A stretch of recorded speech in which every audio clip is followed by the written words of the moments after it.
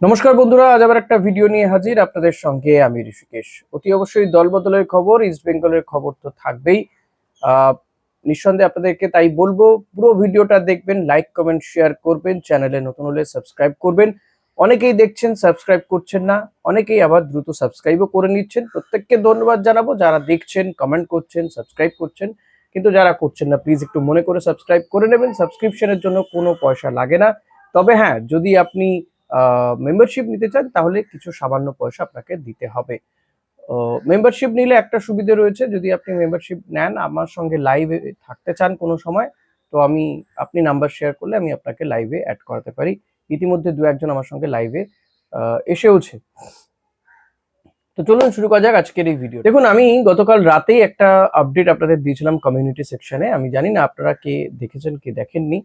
তো যারা দেখেননি বা যারা দেখেছেন তাদেরকে ধন্যবাদ তাদের জন্য, এবং যারা দেখেননি তাদের জন্য অতি অবশ্যই বলবো, যারা দেখেছেন তাদের জন্য আরো একবার জানিয়ে রাখি যে ইন্ডিয়ান মিডফিল্ডার দানেশ ফারুক, কেরালা ব্লাস্টার্সের এই ফুটবলার এবং ভারতীয় টিমও সে খেলেছে, এই ফুটবলারটির দিকে ইস্ট বেঙ্গলের নজর রয়েছে। এবং শোনা যাচ্ছে যে কথাবার্তা অনেক দূরই হয়েছে, প্রায় কনফার্ম, এখনো পর্যন্ত সইসাবুত হয়নি। 2 বছরের চুক্তিতে দানেশ ফারুক আসতে পারে। মিডফিল্ডার আইএসএল এ 12টার মতন ম্যাচ খেলেছে, যদিও কোনো গোল নেই, একটা ইয়েলো কার্ড দেখেছিল দানেশ ফারুক। 30 বছর বয়সী এই মিডফিল্ডারকে ইস্ট বেঙ্গল নিয়ে আসতে চলেছে বলে জানা যাচ্ছে। বাট স্টিল আপনাদের বলবো, যেহেতু এখনো সাইন হয়নি তাই কনফার্ম ধরে বসে থাকবেন না। অনেক কিছুই হয়, শেষ মুহূর্তে অনেক কিছু অদল বদল হতে পারে।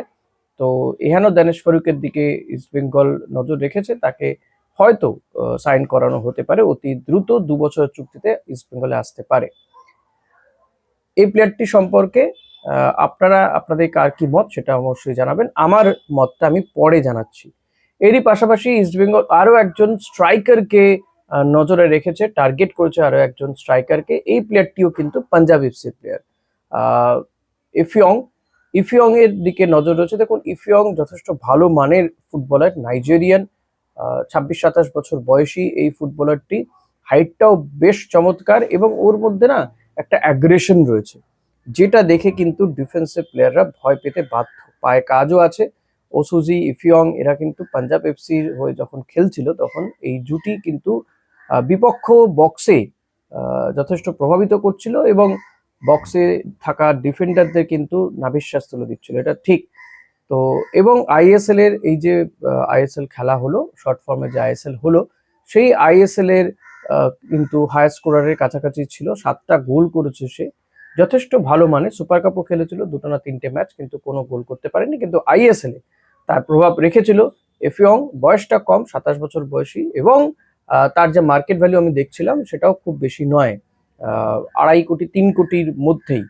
তো ফলত এই স্ট্রাইকারটার দিকে ইস্ট বেঙ্গলের নজর রয়েছে, এবং ইস্ট বেঙ্গলে কিন্তু আফ্রিকান বা নাইজেরিয়ান স্ট্রাইকার বা ডিফেন্সিভ প্লেয়ার এসে যথেষ্ট সফল, এবং ইফিয়ং কিন্তু সফল হতে পারে। দেখুন, আপনি বলতেই পারেন যে চ্যাম্পিয়ন টিমের ইউসুফ এজারিকে কেন নেওয়া হচ্ছে না বা তার সঙ্গে কেন কথাবার্তা হচ্ছে না। দেখুন, তার সঙ্গে কথাবার্তা হয়নি, তবে তিনি ইস্ট বেঙ্গলে খেলতে আগ্রহী। আমি জানি না শেষ পর্যন্ত তাকে আবারও তার সঙ্গে কথাবার্তা বলা হবে কিনা। কিন্তু ইউসুফ ইজাজারির ক্ষেত্রে আমার মনে হয় তার বয়সটা একটা ফ্যাক্টর হতে পারে, বা হয়তো যে বিপুল অর্থ হয়তো তিনি চেয়েছেন সেটা হয়তো কোনোভাবে হচ্ছে না, দিতে পারবে না ইস্ট বেঙ্গল, বা ইস্ট বেঙ্গল চাইছে একটু কম বয়সী স্ট্রাইকার, এরকমও অনেক কন্ডিশন থাকতে পারে। প্লাস হচ্ছে, যেহেতু অস্কারই তাকে নিয়ে এসেছিল, তো অস্কার না থাকাতে অস্কারের পছন্দের প্লেয়ারগুলোকে আমার মনে হয় না সেভাবে খুব একটা গুরুত্ব দেওয়া হচ্ছে। বাট স্টিল কেভিন সিবেলে বা এই প্লেয়ারগুলোর তো মান আলাদা। তবে আমি বলবো, যে প্লেয়ারটি গোল্ডেন বুট উইনার আইএসএল এ এসে, তাকে না নেওয়ার মধ্যে কোনো কারণ আমি দেখি না। ইস্ট বেঙ্গল যদি 2টো স্ট্রাইকার নেয়, বিদেশি ফরেন স্ট্রাইকার যদি 2টো নেয়, তাহলে ইউসুফ ইজাজারি অতি অবশ্যই থাকে, এবং ইফিয়ং যদি হয়, তো এই দুজন স্ট্রাইকার দি বেস্ট আমি বলবো।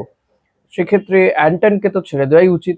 আমি এটাই মনে করি যে অ্যান্টনের, কারণ অ্যান্টন যে কন্ডিশন থেকে এসে ইন্ডিয়ান কন্ডিশনে খেলছিল, আমার যেটা দেখে মনে হয়েছে, আমি খুব কম বুঝি তবুও বলবো যে আমার যেটা দেখে মনে হচ্ছে যে ও যেহেতু এমন একটা জায়গায় প্লেয়ার, ঠান্ডার দেশে প্লেয়ার, খেলেওছে সেরকম জায়গাতে, ইন্ডিয়াতে এসে ওর ওয়েদার কন্ডিশনের সাথে মানিয়ে নিতে একটু সমস্যা হয়েছে।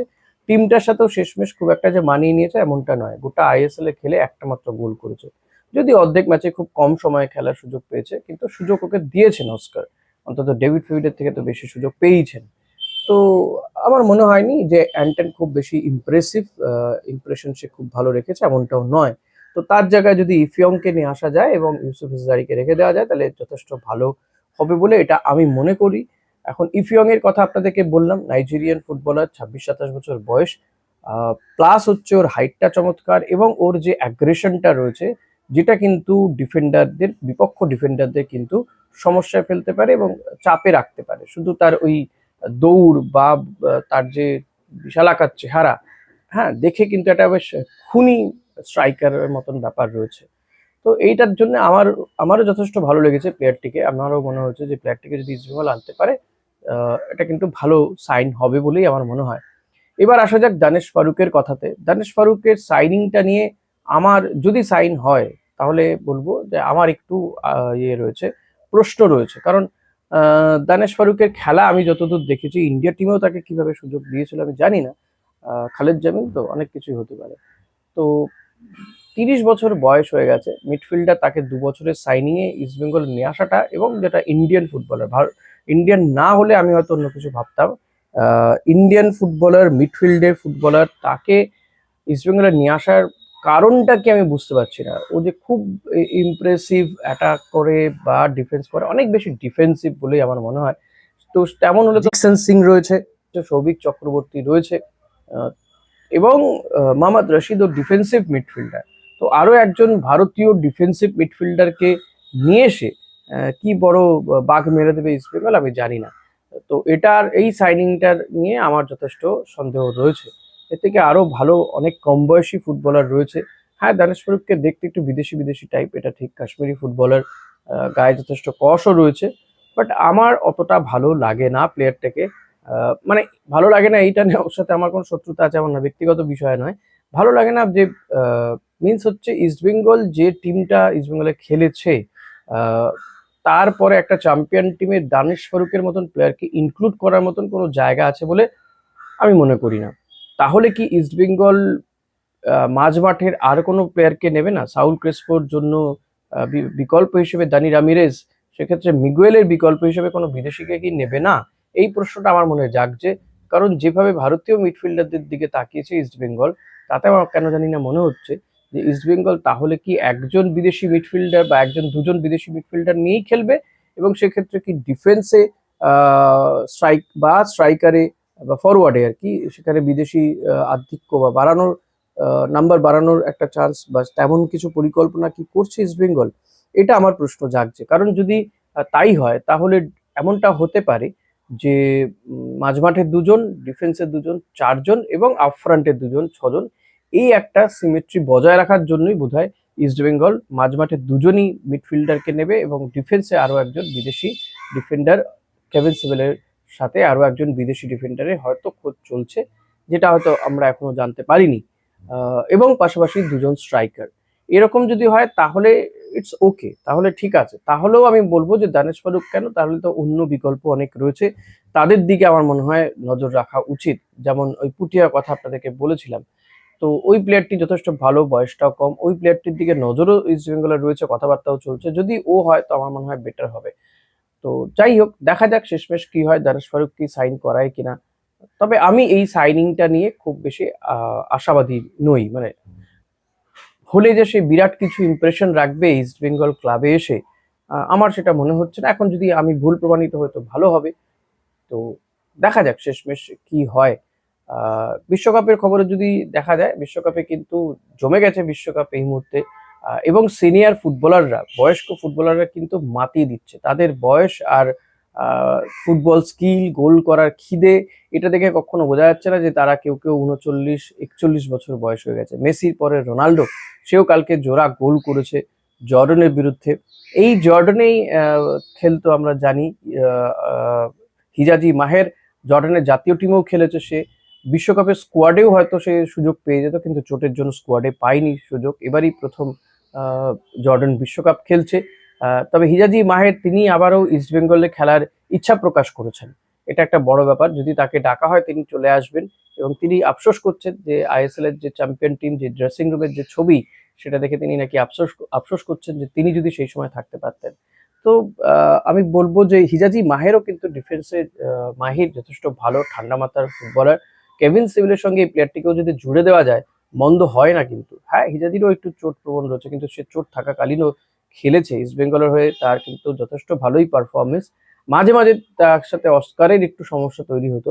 তো আমার মনে হয় হিজাজিকে আর একবার দেখা যেতেই পারে। তো লেটস সি কি হয়। তবে এটা ভালো লাগছে যে বিদেশে থেকেও যাদের টিম বিশ্বকাপে খেলছে সেই দেশের একজন প্লেয়ার ইস্ট বেঙ্গলে খেলার কথা এখনো ভাবছে, এখনো ফিরে আসার চেষ্টা, মানে ফিরে আসতে চায়। এটাও কিন্তু কম প্রাপ্তি নয় ইস্ট বেঙ্গলের জন্য, এটাই বলার। তো যাই হোক, আজকের ভিডিওটা এখানেই শেষ করছি। ভিডিওটা ভালো লাগলে লাইক কমেন্ট শেয়ার করবেন। ও হ্যাঁ, অনেকেই বলছেন শুধু ইস্ট বেঙ্গলের খবর কেন, মোহনবাগানের খবর দিই না। মোহনবাগানের খবর দিই, মোহনবাগানের মানে ডেডিকেটেড ভিডিও রয়েছে মোহনবাগানে। আর নতুন কিছু আপডেট পাচ্ছি না, পেলে নিঃসন্দেহে দেবো। অন্যান্য টিমেরও আপডেট দিয়ে থাকি অল্প বিস্তর, বিশ্বকাপের খবরও দিচ্ছি। সো প্লিজ চ্যানেলটা একটু ভালো করে দেখুন, অন্যান্য ভিডিওগুলোও দেখুন, এটুকুই চাইবো। আর যদি আপনি পলিটিক্যাল নিউজ শুনতে চান বা তার বিশ্লেষণ শুনতে চান, ঋষি হেয়ার চ্যানেল রয়েছে, ওই চ্যানেলটাও ভিজিট করতে পারেন। তেমন হলে আমি ডিসক্রিপশন বক্সে চ্যানেলের লিঙ্কটা দিয়ে দেবো। সো ভিডিওটা এখানে শেষ করলাম। ভালো লাগলে লাইক করবেন, কমেন্ট করবেন, শেয়ার করবেন, অতি অবশ্যই সাবস্ক্রাইব করতে ভুলবেন না। Thank you.